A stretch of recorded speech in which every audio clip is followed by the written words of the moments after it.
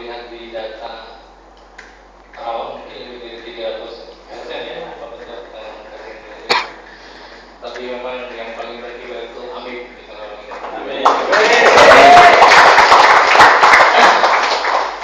Bicara pembangunan, ini memang harus yang menjadi makanan kita sehari-hari, karena pembangunan itu merupakan sebuah proses yang terencana dan terukur. Dan saya kira itu sudah mendengar tadi ulasan dari Kang Haji Bang.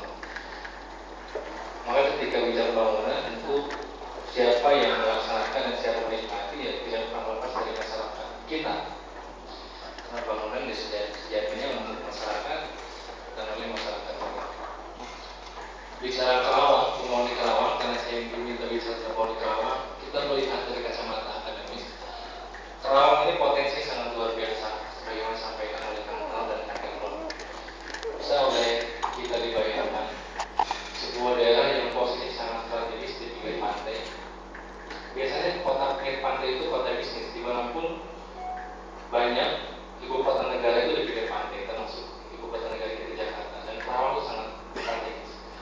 Kita punya sejarah yang sangat luar biasa sebagai kota Pangkal Perjuangan. Kita punya posisi yang sangat strategis di pinggir pantai, maka sangat layak yang Ketua Dewan kita kemudian menyetujui adanya pelabuhan di Karawang. Karena itu seperti mengembalikan hak kita kepada masyarakat Karawang. Kita juga punya masyarakat yang luar biasa, 2,1 jiwa masyarakat Karawang, kurang lebih 2,1 jiwa. Hanya sayangnya lebih dari separuhnya itu masih miskin. Jadi 1,2 juta jiwa masyarakat itu miskin. Walaupun miskinnya itu masih dipertanyakan, masih diperdebatkan oleh kita. Apakah benar-benar miskin? Karena miskinnya tidak jelas, tidak bayarnya bayar, tidak bernama dan tidak beralamat. Begitu. Ketika kita tanyakan yang 1,2 juta jiwa itu masyarakat Karawang miskin yang mana itu, Pemda belum bisa menjelaskan sampai sekarang. Makanya saya sepakat dengan Kang Haji Tohab itu dikunci lah. Tahun ini angka kemiskinan itu sudah jelas. Berapa angka kemiskinan kita, siapa mereka, di mana mereka. Sehingga nanti program pembangunan itu tepat sasaran. Tidak seperti menabur benih jagung di sembarang tempat, kayak di luhur aspal, kayak di luhur batu, kayak luhur tenteng gitu. Jadi kita menabur benih itu harus disediakan media tanamnya. Tanahnya digemburkan dulu, disiapkan, baru benihnya kita tanam. Itulah fungsinya akurasi data. Sehingga saya sepakat dengan Pak Ketua Dewan, oke, kita buatkan tahun ini angka kemiskinan harus jelas, berlama dan alamat. Sehingga ketika Pemda menggelontorkan dana program kemiskinan tepat, sudah disiapkan media tanam, sudah disiapkan para penerima program. Kemudian kita juga kota industri yang mencapai lebih dari 3.000 pelaku industri kecil dan menengah. Industri menengah dan besar, tidak dihitung industri kecil, belum dihitung. 3.000 industri besar dan menengah. Hanya sayangnya, saya dengan teman-teman NAMIM dan SPNI waktu itu mengadakan sebuah survei tahun 2010.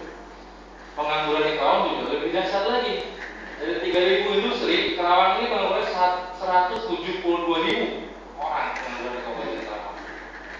Makanya kita apresiasi ketika Ketua Dewan menyetujui Perda nomor 1 tahun 2011 tentang tenaga kerja.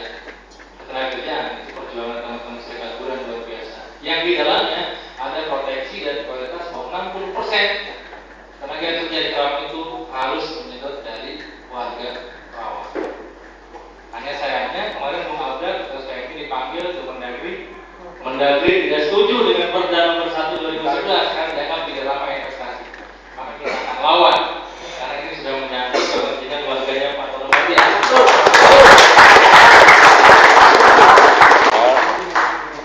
Kita akan bicara sedikit banyak tentang angka karena saya memang setiap hari kerja di depan komputer ngotak-ngatik angka.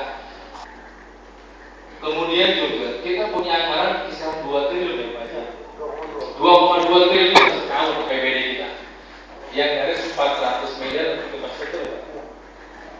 Saya kira kalau di political budgeting, politik anggaran sudah sangat berpihak pada masyarakat tahun ini 2012. Karena dalam sejarah kita baru kali ini anggaran infrastruktur itu menyentuh angka 300 sekian puluh miliar. Dalam sejarah baru kali ini. Dari segi kebijakan anggaran, teman-teman DPR sudah optimal.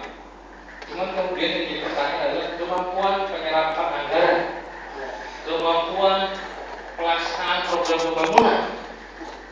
Bisa teman-teman bayangkan, analisa Madani hanya 10% tenaga kerja PNS di bidang marga itu yang punya latar belakang pendidikan dan pengalaman di bidang infrastruktur.